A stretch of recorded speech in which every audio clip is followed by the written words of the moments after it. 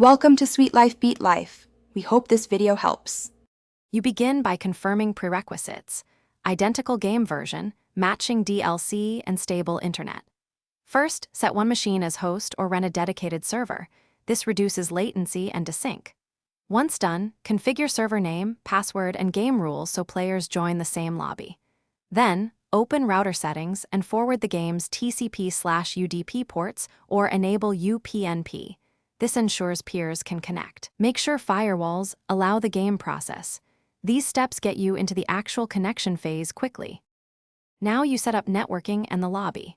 Assign a static local IP to the host so port forwarding stays valid, then map the game's listed TCP and UDP ports to that address.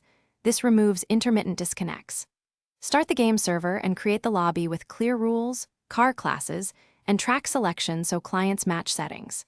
Invite friends via in-game invite code or give them the public IP and port for direct connect. If using NAT traversal, enable it and check the host shows as reachable. To finish, have each player verify their game settings.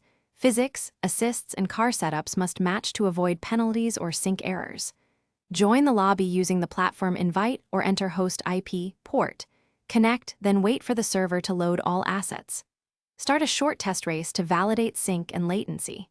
If something goes wrong, first check forwarded ports and firewall rules, then confirm NAT type and consult server logs. That single troubleshooting step often reveals the root cause quickly. Thanks for watching.